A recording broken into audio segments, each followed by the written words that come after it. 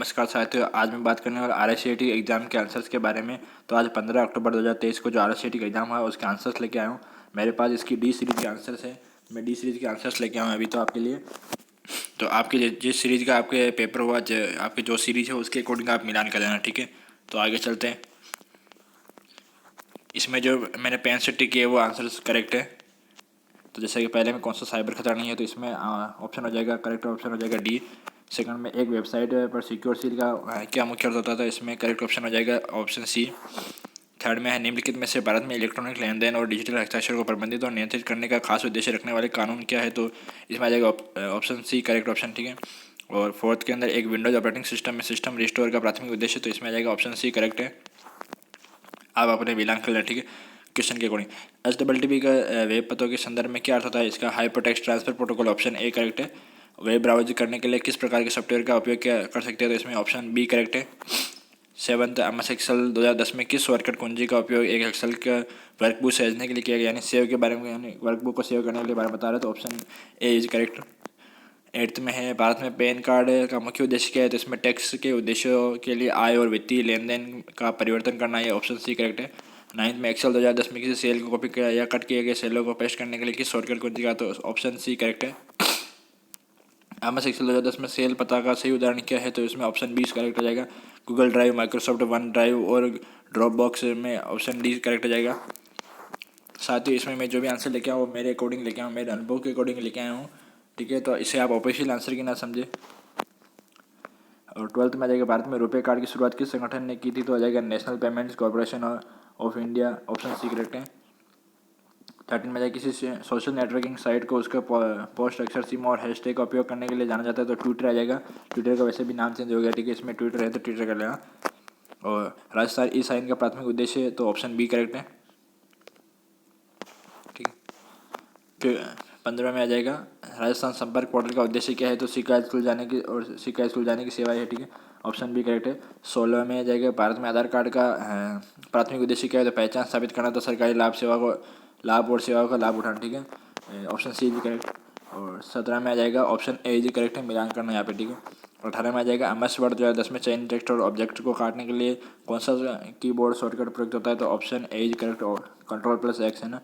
MS Word 2010 में find and replace सुविधा का क्या उद्देश्य है, तो डॉक्यूमेंट में विशिष्ट शब्दों या वाक्यों को सर्च करना और रिप्लेस करना, ठीक है, option B is correct.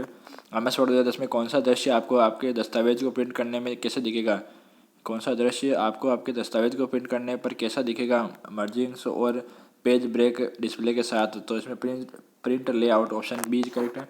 E Mitra portal के माध्यम से कौन सी सेवाओं का लाभ उठाया जा सकता है, तो इनमें तीनों बिल भुगतान, प्रमाण पत्र आवेदन और शिकायत दर्ज करना तीनों है, तो ऑप्शन डी इज करेक्ट।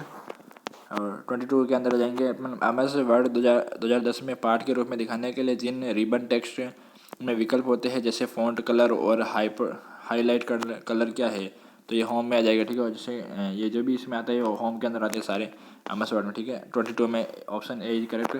23 में ऑप्शन बी इज करेक्ट है, Ctrl+C, ठीक है। ये क्या पूछ रहा है, MS वर्ड 2010 में चयनी टेक्स्ट और ऑब्जेक्ट की प्रतिलिपि बनाने के लिए कौन सा कीबोर्ड, तो प्रतिलिपि मतलब कॉपी करने के लिए, ठीक है, तो कॉपी और सिलेक्ट करने के लिए, ठीक है, कॉपिंग करने के लिए, तो Ctrl+C आ जाएगा। MS वर्ड 2010 में सेव एज डायलॉग बॉक्स खोलने के लिए कौन सा शॉर्टकट है, तो F12 आ जाएगा।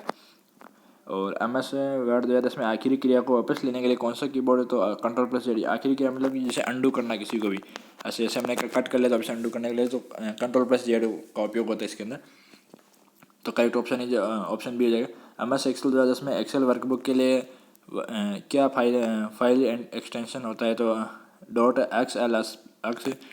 और MS एक्सेल 2010 में सेल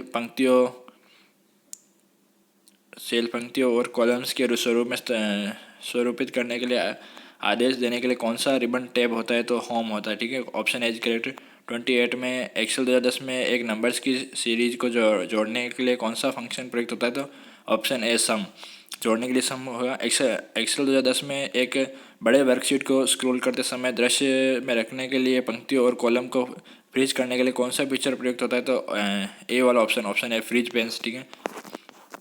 30 में जाएगा, एक्सेल 2010 में सीरीज में वैल्यूज़ और ऑटो भरने के लिए कौन सा कीबोर्ड, तो Ctrl+R, ऑप्शन डी करेक्ट है। और पावर पॉइंट 2010 में प्रेजेंटेशन की डिफ़ॉल्ट फाइल एक्सटेंशन क्या होता है, .pptx होता है, ऑप्शन ए जी करेक्ट।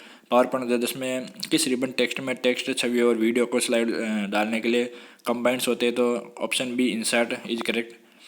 पावर पॉइंट 2010 में स्लाइड शॉर्टर व्यू का क्या उद्देश्य है? ठीक है, तो इसमें ऑप्शन बी प्रेजेंटेशन में स्लाइड को फिर से व्यवस्थित करना और संगठित करने के लिए, तो ऑप्शन बी इज करेक्ट है। 34 में आ जाएंगे, पावर पॉइंट 2010 में टेक्स्ट और ऑब्जेक्ट में कस्टम एमिनेशन जोड़ने के लिए कौन सी सुविधा होती है? तो ऑप्शन डी इज करेक्ट, एमिनेशन पेन।